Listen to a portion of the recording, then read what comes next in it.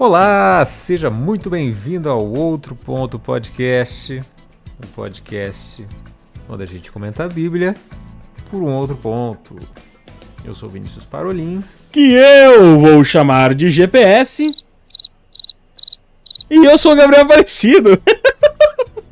Que eu vou chamar de Sidão. Quase que eu falei, e eu sou o Gabriel Aparecido. Você viu que eu puxei devagar hoje, que era pra... Não, pra não lembrar, não, quando não é um outro.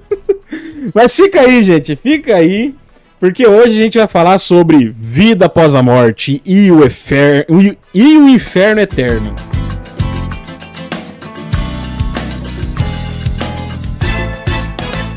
Encheu a garrafinha, vai bebendo uma aguinha pra ficar hidratado. Começou o outro ponto. Cara, a gente chegou no Lucas 16, que é um capítulo que tem uma das parábolas mais doidas da Bíblia e nem é a do Rico e do Lázaro. Nem é então essa. Fica aí. Cara, que capítulo capcioso. Então, só eu queria aproveitar esse momento aqui, fazer um disclaimer. Semana passada eu dei uma defendida lá naquelas trend do estúdio Gremlin. E a minha ideia sobre o uso de inteligência artificial já mudou bastante de lá pra cá, viu? Que é muito doido, né? Você usar um material sem licença pra você treinar a parada como base, entendeu? Esse que é o que eu tava pensando. Então, ó, não façam. Eu fiz, não façam como eu. Estou arrependido. Já tô até pensando em excluir o post já. Sidão vai reverter as coisas. Ele vai usar o ChatGPT pra transformar o Estúdio Ghibli em foto de verdade. Caramba! Pra compensar. Boa!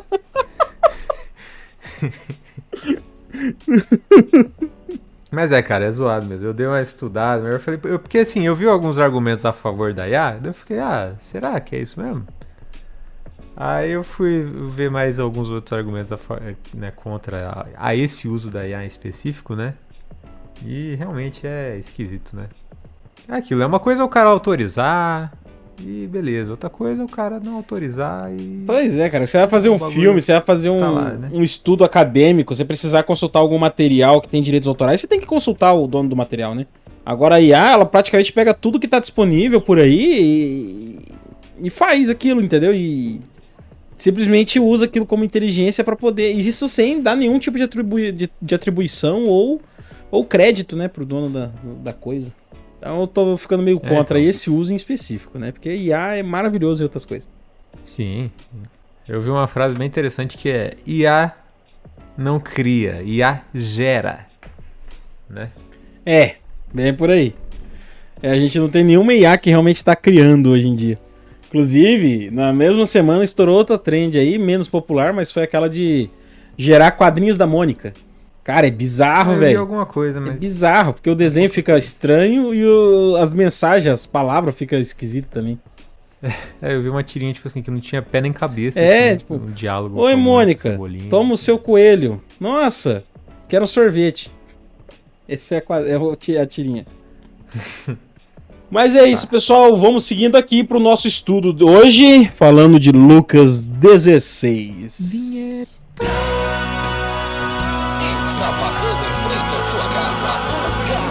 Beleza, a feira quentinha é o puro creme do Outro Ponto Podcast. Beba água. Lucas, capítulo 16. Jesus conta uma história aos seus discípulos. Um homem rico contratou um administrador. Ele soube que seu empregado, tirando proveito do cargo, incluía nas contas da casa grandes gastos pessoais. Então o homem resolveu tirar satisfação. O que é isso que ouço a seu respeito? Você está demitido e quer uma auditoria completa das contas. O administrador disse para si mesmo: o que vou fazer agora? Perdi meu emprego, não sou forte o bastante para trabalhos pesados e tenho vergonha de mendigar. Já sei, é isto que eu vou fazer. Então, quando for mandado embora, as pessoas vão me receber em casa. Assim ele fez. Um após outro chamou as pessoas que deviam para seu patrão. Ao primeiro disse: quanto você deve ao meu patrão? 100 jarros de azeite de oliva, foi a resposta. O administrador disse: aqui está. Pegue sua conta, sente-se ali e escreva 50. A outro devedor ele disse: e você, quanto deve? Ele respondeu: 100 sacos de trigo. Ele disse: pegue sua conta e escreva 80. Agora vem a surpresa. Sabendo disso, o patrão elogiou o administrador desonesto. Sabem por quê? Porque ele sabia cuidar de si mesmo. Quem sobrevive nas ruas são mais astutos nessas questões do que os bons cidadãos.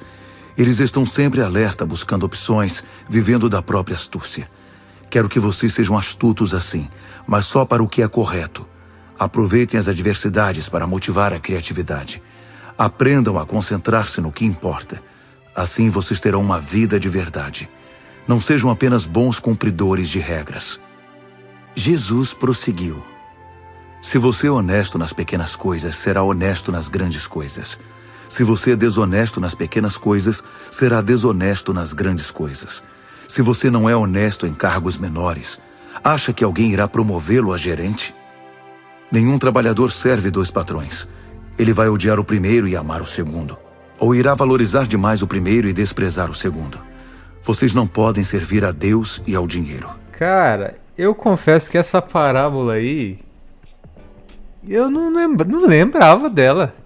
Cara, Não eu lembrava eu dessa- também desse não. administrador aí. Porque, tipo assim, eu sempre faço um resuminho, né? E falando de IA, eu sempre peço pro chat GPT pontuar, assim, separar, né? Nas principais ideias. Aí depois eu vou lá no texto e estudo, né? Ele fala assim, ele pontuou três divisões aqui, né? Aí a primeira é o seguinte: a parábola do administrador infiel. No versículo 1 ao 13. Tá bom, só mandou isso aqui, eu fui lá ler.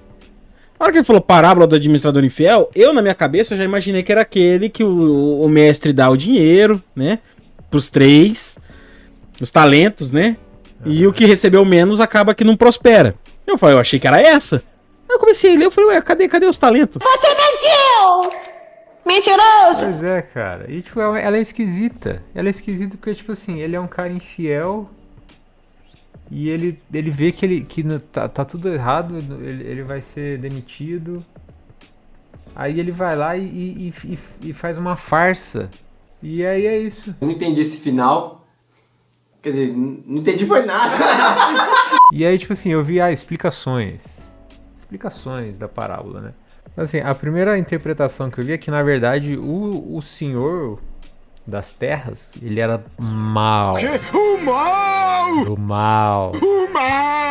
E aí ele tava sendo... Esse cara, ele tava sendo injustiçado. E aí ele vai lá e dá um jeito nisso e tal. Meio fraco. Assim, Forçado. Aí eu vi uma interpretação que também que esse dono era mau. E aí ele cobrava juros abusivos, sendo que pela lei judaica não poderia cobrar juros. E aí quando ele pede para os devedores escrever, na verdade ele tá tirando a parte abusiva do negócio. E achei mais interessante. Mas teve uma outra interpretação que eu achei mais interessante ainda. Porque assim, Jesus, ele termina dizendo que o Senhor elogiou, né? O administrador desonesto. Assumindo que ele é desonesto. Uhum. Ele foi desonesto e diz que os filhos deste mundo são mais astutos no trato entre si do que os filhos da luz. Então, tipo assim, não tem coisa boa nesse cara. Igual algumas interpretações colocam assim. Então, pelo que eu entendi, da interpretação que eu achei mais que faz sentido, é que na verdade Jesus está querendo dizer o seguinte, ó. Mesmo esse cara que é desonesto e talvez incompetente por não conseguir cuidar direito dos bens ali do Senhor, da terra, mesmo esse cara, ele se preocupa com o futuro dele e ele dá um jeito de usar a questão financeira ali para um bem futuro. Porque esse cara foi meio malandrovski Se aqui, eu né? trabalhar ali com... então. Tipo assim, se eu der um jeitinho aqui com o pessoal, eu tiro a dívida de um de outro, de repente eu consigo um favor deles no futuro. Foi bem isso mesmo, cara. Porque ele fala assim, eu vou mendigar, eu tenho vergonha, eu vou cavar, eu não sei, né? Esse versículo é muito bom, né? O que eu vou fazer? Eu não sei fazer mais nada. Aí então. Aí ele pega e fala assim, eu vou fazer isso aqui porque caso me demitam, eu tenho onde ir, porque os caras vão ficar agradecidos a mim. Então, eu também interpretei que esse cara, mesmo antes de eu ler qualquer coisa, eu já interpretei, tipo assim, esse cara aqui, ele não é o certo da história. Não houve redenção aqui. Aham. Então, assim, fala assim, se a galera do mundo tem essa astúcia, essa percepção de pensar no futuro, ainda mais vocês que sabem quão grandioso vai ser o futuro dos salvos em Jesus. Então, se é para falar de dinheiro, se é para falar de administrar coisas, administrem suas coisas pensando no futuro. A gente pode dar uns passos para trás e lembrar que no capítulo 15, Jesus ele tá falando para os fariseus, né? Sobre os perdidos. Uhum. E aqui no começo do capítulo 16, ele muda um pouco o discurso e fala para os discípulos, né? O versículo 1 diz, Jesus disse aos seus discípulos. Então aqui ele já está mais focado com a galera que segue ele, não que de repente não tinha os fariseus ouvindo ali, mas ele muda o foco do público dele aqui, né? Sim, sim. Não, cara, inclusive o texto ele fecha com aquela famosa frase, né? Ninguém pode servir a dois senhores, porque senão vai amar um e odiar o outro. Vai servir mais a um do que o outro. Então, realmente, aqui a questão do texto era essa guerra entre, tipo assim, a riqueza e as coisas de Deus. Então, tipo assim, cara, você tem que, igual o GPS pontuou aí, né? Vocês têm que administrar a vida de vocês, mas não esquece que isso aí é tudo do mundo. Porque se vocês focar nisso aí, vocês vão ficar. É uma parábola muito da estranha. Isso que a gente falou até. É uma parábola que ela não parece assim. Não casa com as outras parábolas de Jesus, né? Parece que as outras elas eram muito simplistas, né? A gente até fica. Poxa, como é que os discípulos não entenderam essa? Igual a da semente, né? Cara, a semente caiu em 4 de solo diferentes e só germinou em 1. Então, tá aí, ó. Simples. Você consegue resumir. Até a do filho pródigo. O cara ele desrespeitou o pai, foi embora, viu que o mundo era ruim e voltou. E o pai recebeu ele como se nada tivesse acontecido, perdoando ele. Né? Ó o poder de síntese que vocês têm nessas parábolas. Agora essa daqui, cara, é complicado você tirar assim, uma resolução tão simples, né?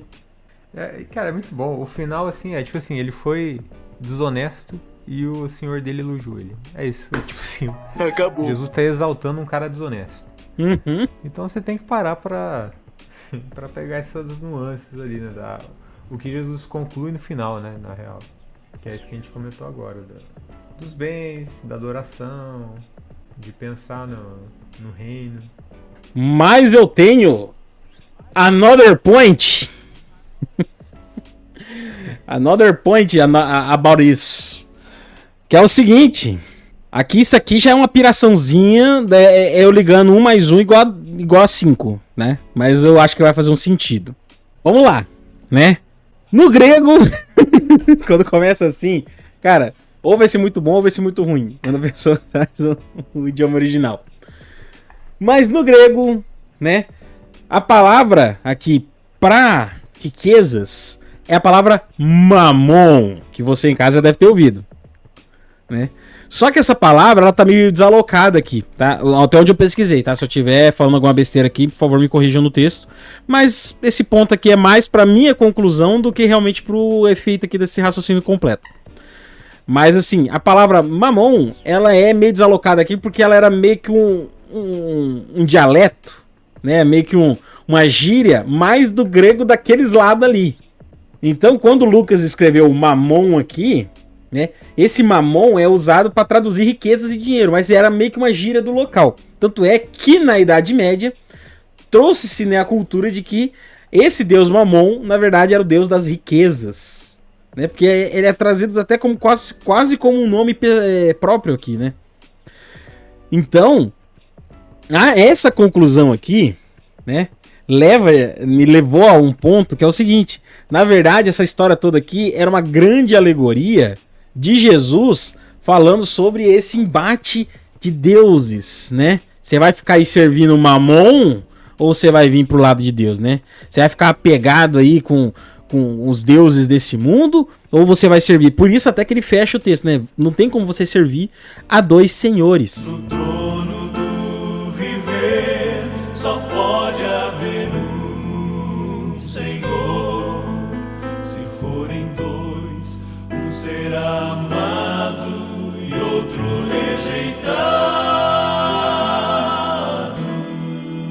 E porque assim, a gente já viu aqui em outros lugares, e inclusive pode ser tema futuro, a gente tem que estudar mais sobre isso, mas pode ser um tema futuro aqui, que assim, o povo judeu, né, que é da onde vem a maior parte da nossa crença, tá?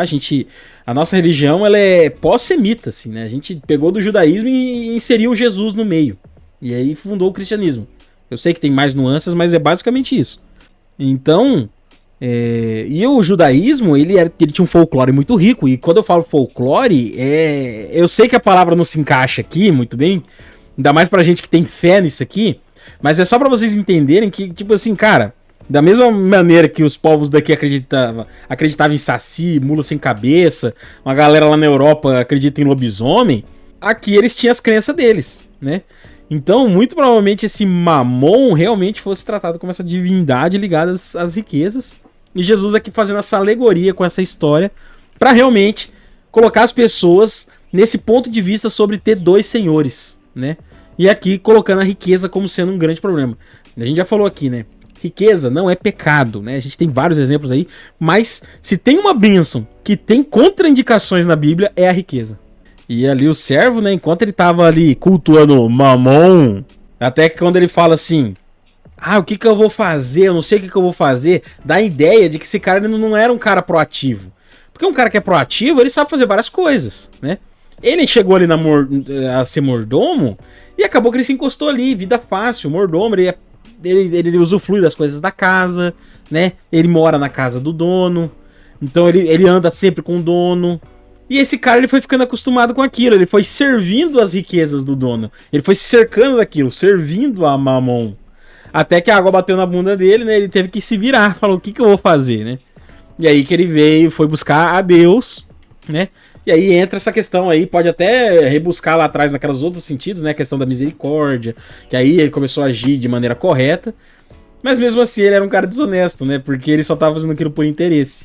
E aí que vem essa bronca de Jesus no final. O que sabemos sobre Mamon?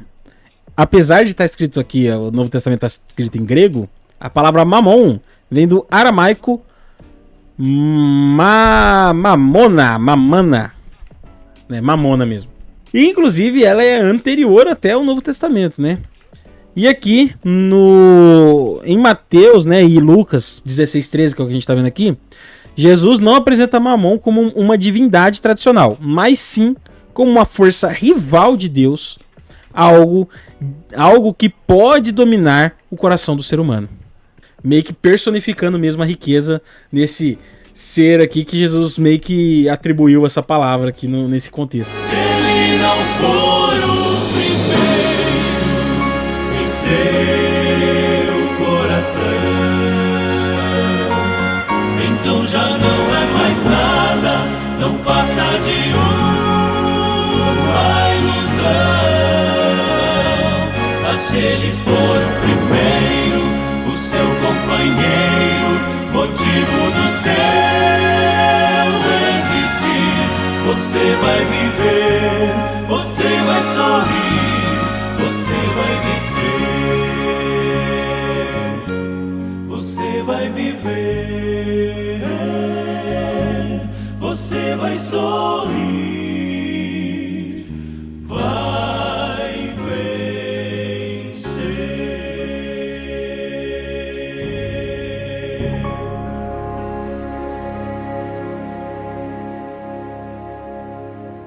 Depois de ouvir isso, os fariseus, que eram obcecados por dinheiro, passaram a olhá-lo com desprezo, tratando-o como alguém indigno.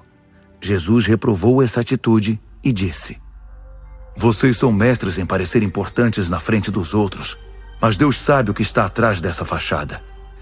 Aquilo que a sociedade acha fantástico, Deus, que vê o íntimo, chama de horroroso. A lei de Deus e os profetas alcançaram o auge em João. Agora é a hora do reino de Deus, as boas notícias que atraem homens e mulheres. O céu pode se desintegrar e a terra se dissolver, mas nenhuma simples letra da lei de Deus ficará obsoleta. Usar a legalidade do divórcio como justificativa para a cobiça sexual é adultério. Usar a legalidade do casamento como justificativa para a cobiça sexual é adultério. Que texto poderoso, hein, meus amigos? Ó, só um recadinho, eu e o GPS a gente vai passar meio rápido por esse texto aqui, porque a gente tá vendo algumas nuances aí no texto original dele e estamos preparando um material sobre essa questão de as leis e os profetas, né? Vocês vão entender no futuro, tá? Quem é fã do Outro Ponto já sabe que a gente vai trazer coisa boa. Mas, no momento, cabe aqui um comentário só para não passar em branco, né? Que o que a gente consegue já tirar de cara desse texto aqui é sobre essa questão da hipocrisia, né? Que Jesus sempre vem martelando contra os fariseus. Principalmente ali, né, com a questão do sábado, a gente já viu várias vezes aqui, né, figurinha carimbada, né? Toda vez que os caras tinham oportunidade, eles iam lá e falavam, eles iam lá e condenavam alguma ação altruísta de Jesus no sábado, né? Colocando o sábado até como um impeditivo para você até aliviar a dor alheia, né? Transformando a lei num fardo. E aqui nesse texto ele vem alertando sobre a questão da hipocrisia, né? Porque quando era para reverter isso para cima do cidadão comum, fora da elite clérica, né? Não sei nem, clero é mais, né, um termo de outra religião e tal, mas quando você revertia isso pra fora, né, quando você ia falar com alguém de fora dessa casta religiosa, aí eles revertiam todo o poder da lei de Deus em cima da pessoa, né? Como a gente viu lá no caso da mulher adúltera, né? Tão famoso caso aí, todo mundo tacar pedra, né? Quem não tem pecado que atire a primeira pedra, né? E tudo mais. Mas quando era do lado deles, eles poderiam usar a lei e os profetas para justificar a ganância deles, né? O texto começa aqui falando em Jesus vendo alguns fariseus que eram muito apegados à riqueza, né? E também no final ali, Jesus declarando, Jesus expondo algumas torpezas de cunho sexual desses caras. Então, até para justificar ali uma depravação, né, os caras se utilizavam da própria legalidade do casamento e do divórcio para poder justificar ali algumas ações realmente assim depravadas, de acordo com o texto aqui, né, que Jesus está expondo os caras. Então, assim, cara, muito cuidado quando você vai se utilizar da Bíblia para justificar qualquer ação, qualquer atitude sua. Porque é justamente isso que Jesus está condenando aqui nesse trecho. Os fariseus, eles se utilizavam da Bíblia para justificar os próprios pecados, mas na hora de ensinar o povo, o peso da lei de Deus caía totalmente sobre o cidadão comum. Mas igual eu falei, em breve esse texto aqui, esse trechinho, vai acabar virando parte de algo maior, a gente vai falar sobre isso novamente, mas no momento aqui já cabe esse ensinamento que é muito, mas muito válido, muito importante pra gente, é aplicado diretamente ao nosso caso, na questão da hipocrisia, tá? E isso é um dos maiores pecados, porque o que Jesus mais bate no Novo Testamento é sobre a questão da hipocrisia, né? O próprio Jesus veio alertar sobre isso. Então, é uma coisa que a gente realmente tem que ficar muito atento, tá? Mas agora bora seguir com o texto. Porque esse capítulo 16 aqui, ele é muito doido, tá? Então, agora a gente vai para outra parte bem capciosa aí também. Havia um homem rico que se vestia com as roupas mais caras, um exemplo escandaloso de consumismo. Um mendigo chamado Lázaro, cheio de feridas, costumava ficar à porta da sua mansão. Lázaro vivia das sobras da mesa do rico, e seus melhores amigos eram os cães que vinham lamber suas feridas. Mas um dia o mendigo morreu e foi levado pelos anjos para junto de Abraão. O rico também morreu e foi sepultado. No inferno, atormentado, olhou para cima e viu Abraão ao longe na companhia de Lázaro e implorou: Pai Abraão, misericórdia, manda Lázaro mergulhar o dedo na água e vir aqui refrescar minha língua. Estou em agonia neste fogo. Abraão respondeu: Filho, lembre-se de que durante sua vida você desfrutou do bom e do melhor, enquanto Lázaro só viu desgraça. Agora tudo mudou. Ele é consolado e você sofre. Além do mais, há um grande abismo entre nós. Mesmo que quisesse, ninguém pode ir daqui para onde você está, e ninguém daí pode vir até nós. Mas o rico suplicou: Permita-me então fazer um pedido. Envia Lázaro à casa do meu pai e de meus 5 irmãos para diverti-los. Não quero que eles venham parar neste lugar de tormento. Abraão respondeu: Eles já têm Moisés e os profetas, que os ouçam. Eu sei, pai Abraão, disse o homem, mas eles não estão ouvindo. Agora, se alguém voltar dos mortos, eles vão ouvir e mudar de vida. Mas Abraão afirmou: Se eles não ouvem Moisés nem os profetas, ninguém que volte do mundo dos mortos irá convencê-los. Bom, vamos lá então, essa parábola. Eita, essa parábola. Será que é uma parábola mesmo? Muita conversa pra manga, hein? Muito papo pra pouca manga. Será que é uma parábola mesmo, isso aqui? Então, né? Cara, inclusive hoje eu tava vendo um debate do Leandro Quadros com... Leandro Quadros e Carlos Augusto Vailate. Debatendo se é uma parábola ou não. Tal. E, cara, é um debate bom. Não é aquele negócio que você fala, nossa, é óbvio que o cara tá errado. Você fala, opa, e esse argumento aí? Aí dá argumento, mas e aí? E aí você fica... Porque, tipo assim, beleza. A Igreja Adventista tem a doutrina da mortalidade da alma, do sono da alma, mas, cara... Tem bons argumentos a favor e tem bons argumentos contra também.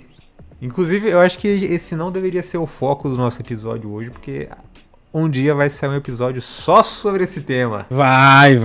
A gente tá juntando, cara, temas capciosos, temas assim que vão remexer as suas crenças pessoais. Pelo menos isso é o que eu tô dizendo. Se vai mesmo, eu não sei, né?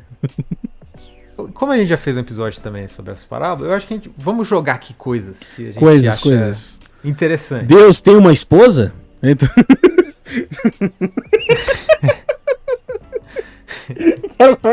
o cara vai no 80. Né? Quem é o irmão bastardo de Jesus? Deus? Jesus teve um relacionamento com Maria Madalena. Quem é o filho de Jesus? Cara, em qual? Só antes da gente entrar, velho. Tem, não sei se vocês já viram o proto-evangelho de Tiago de Jerusalém. Que é um evangelho apócrifo, claro, né? Que conta sobre o nascimento de Jesus. E tipo assim, cara, não vamos entrar no mérito aqui, mas tem um episódio muito engraçado, assim, muito cômico. Que é uma mulher que chega, no caso ali, Maria acabou de ter o bebê, e ela duvida que Maria era virgem. E ela mete o dedo na Maria. Meu Deus. E ela verifica que ela realmente é virgem. Aí na hora a mão dela começa a necrosar, apodrecer. Que coisa, hein? Loucura. Aí Jesus, recém-nascido, cura a mão dela. Olha só. Então, histórias capciosas assim algum dia. Mas vamos lá, agora vamos falar do Rico do Lázaro. Já esticamos demais aqui. Cara, vamos lá. Pra começar, vamos dizer o que chama atenção nesse texto aqui, né? Ele começa com assim, havia um homem rico. Esse começo não é necessariamente o começo de uma parábola. Tipo assim, em outros momentos ali, havia um homem doente, havia um homem com tal condição, para contar uma história de Jesus, e ele usa esse termo. Então, é interessante esse começo. E cara, tem o nome do cara aqui. Tem o nome do Lázaro. Não tem nenhuma outra parábola Jesus se preocupa em dar o nome do personagem. Pois é, cara. Até na parábola lá do Samaritano, que era uma parábola que a gente já comentou no dia lá. Provavelmente foi uma história real que aconteceu, né? E Jesus usou para exemplificar. Mesmo assim, uma história bem crível, né? Não tem nada de místico na história, não tem nada de mirabolante. Mesmo assim, ele não cita o nome de ninguém. Agora aqui, por que esse nome? Por que Lázaro? Seria Lázaro filho perdido de Jesus? Nada a ver, tá, galera? Só tô zoando. Um outro negócio que chama atenção também, porque assim, a gente sabe que o foco da parábola não é falar sobre vida após a morte, né? E assim, olha que interessante, né? Existe o nome do personagem do mendigo, mas não tem o nome do cara rico, tá ligado? Pois é. É o contrário. Uma desumanização, né, do cara rico. É o contrário, porque na cabeça dos fariseus, quem tinha, né? Quem deveria ser mencionado é o cara rico. O cara pobre, tanto faz. Aí Jesus na parábola vai lá e inverte. Fala, tinha um cara rico e tinha o Lázaro. Então é um ponto que a gente não chegou a comentar no último episódio, que eu achei interessante ver isso aqui dessa vez. Então, tem essa desumanização aí do rico, que aí sim é realmente o ponto da parábola, né? Falar sobre essa questão de avareza, né? Sinceridade nas crenças... como que a sua riqueza aqui não vale nada na eternidade se você não cuidar da sua alma, né? Porque o Lázaro, por mais rico que ele fosse, no final ele tava implorando por água, né? Implorando pro Lázaro melar a mão na água e passar na língua dele pra ele se saciar. Pois é. E ó, uma coisa interessante, interessantíssima aqui, novamente trazendo do grego, né? Cara, eu queria entender se isso aqui é alegoria mesmo, o que Jesus quis usar com isso aqui. Porque, claro, vamos de novo, né? Jesus não falava em grego, né? Não que ele não falasse grego, mas é que ele está inserido num contexto onde ele está ali na Galileia, onde ele prega para majoritariamente pessoas simples, né? A gente vê aqui vários encontros com fariseus, né? Encontros com publicanos, né? Mateus, Judas, eram pessoas bem estudadas que ali orbitavam Jesus, mas no geral, né? Vamos colocar uns 60% do público de Jesus era a galera simples, que provavelmente não tinha esse conhecimento todo em grego. Mas é interessante a gente analisar como que o pessoal escreveu a Bíblia do grego, porque a gente consegue ter a ideia da palavra, né? Que ideia que ele quis transmitir com aquilo ali, né? Igual eu falei lá atrás, né? Por exemplo, mamon, ele insere mamon, mas é uma palavra de origem hebraica, né? Inserida no contexto grego. Então ele não quis perder o sentido do que a palavra tinha. Então a gente volta no hebraico para estudar o que é aquilo. Já aqui, quando ele vai falar de inferno, ele traz a palavra Hades, do grego mesmo, da mitologia grega, que é o mundo dos mortos. E na mitologia grega tem aquela questão do inferno eterno. Você morreu, se você não foi bom, é mundo dos mortos. E lá você vai ficar em sofrimento eterno. Às vezes nem sofrimento eterno. Às vezes ele só ficava lá também. Depende do que você fez. Porque até onde eu sei, né? Até onde eu sei dos gregos, eles não tinham ideia de paraíso. Morreu, você vai pro Hades. Aí depende, se você foi bom, você só fica lá. Se não, você vai sofrer. Agora, a ideia que Jesus traz aqui, né? Aí já entra em contraste, né? Aqui eu já tô entrando no ponto sobre se é uma história real ou não, né? Mas entra em contraste lá com o que ele fala sobre inferno no Apocalipse. Que vai ser um evento pontual que vai vir, vai acabar com tudo e zerou. Então aqui eu já vejo como sendo realmente uma alegoria essa história aqui. Só pra falar que o teu dinheiro não vale de nada. Que depois do que o que vai acontecer depois, se você não cuidou da sua alma, não valeu de nada. Aí ele traz esse discurso, esse diálogo pós-morte aqui entre o rico e o Lázaro, só pra mostrar assim o quanto que a pessoa perdeu. Eu acho que isso aqui pode até ser uma alegoria pra nossa vida real mesmo. Porque um dia você pode estar... O mundo dá voltas, né? O mundo capota, como diriam alguns. Então, assim, um dia você tá em cima, outro dia você tá por baixo. Rosão, você falou que no Apocalipse fala que é um fogo pontual, mas né, também fala que eles vão ser atormentados dia e noite, né? Pelo fogo. Então, Isso é fogo pontual e assim, a nossa interpretação. É porque existe mas o lago esse negócio aí também... Vai ter um episódio, mas galera. Isso aí também entra no episódio capcioso. A gente vai falar disso aí. Mas eu tô fazendo meio que o papel de advogado do diabo aqui. Mas assim, só comentando as coisas que chamam a atenção mesmo, né? Porque, cara, chama atenção. Vamos falar as coisas, depois a gente volta pras coisas que faz parecer mesmo uma parábola, né? Mas, cara, chama atenção Jesus usar um negócio tão antidoutrinário para explicar uma coisa, né? Assim, por que Jesus se coloca nessa posição de dar margem para um negócio que é tão contrário à verdade dele? É esquisito. Eu acho esquisito. E vou falar pra vocês, não é a primeira vez que Jesus usa dessa contracultura. Porque se a gente for lembrar de Jeremias, se você for olhar meio de fora, é um incentivo à promiscuidade, né? Mandou ele se casar com a mulher da vida. É Obadias. E não repreendia. Oséias. Não lembro qual que era. É Oséias, eu tô confundindo os profetas. Jeremias era o profeta chorão. Era o Oséias, errei. Mas vamos lá. Aí, e Deus não repreendia a mulher dele, né? Tipo, é claro, ele repreendia o ato dela estar fazendo, mas ele não mandava excomungar a mulher. Falava, não, ela tá lá na vida, vai lá e busca ela porque ela é tua, e traz de volta. Uhum. Então, não é a primeira vez que Deus, né, Jesus aqui no caso, se utiliza dessas contraindicações para ensinar algo didático. Mas realmente, esse caso aqui, ele é muito específico, ele é até meio diferente do caso lá da Mulher da Vida e Oséias, porque aqui nesse caso ele usa algo místico, o que novamente reforça aquele ponto que eu trouxe agora há pouco, que é o folclore judaico que a gente perdeu da nossa herança aí, né? Então realmente a gente consegue entender que nesse momento aqui, pode ser que eles acreditassem ou não nisso, mas que era uma crença que rodava na cabeça deles. Claro que ele pode ser que fosse emprestado de outras culturas, né, que circundavam por ali, porque se você olhar a região ali da Galileia, é uma região portuária, né, ali tem encontro ali com o Mar da Galileia, que vai ligar quase no Egito do outro lado, e depois ali de Israel vai entrar no Império Persa, né, então era uma região por onde passava muita gente. Então esse imaginário popular é igual hoje a gente, por exemplo, a gente falar sobre mitologia grega mesmo não acreditando, né? Uhum. Então pode ser que esse contexto aqui fosse algo que na crendice popular fosse uma história conhecida, um mecanismo conhecido, né? Igual hoje, se eu falar dos raios, né? Que Zeus está jogando raios, todo mundo vai entender, acreditando ou não. Aqui, esse momento pode ser numa situação assim também. Todo mundo entendia esse mecanismo céu e inferno, e Jesus colocou isso num contexto judaico para explicar algo didático. Uhum. Na mesma ponta que o GPS tá lá fazendo o advogado do diabo, eu também tô aqui tentando defender que essa parada é lúdica. Uhum. Mas vamos pegar essa parte lúdica aí, então, também. Porque, cara, é esquisito também. Tipo assim, que Hades é esse, tá ligado? Que o cara consegue do Hades ver o outro no céu, sabe? Isso eu acho esquisito também.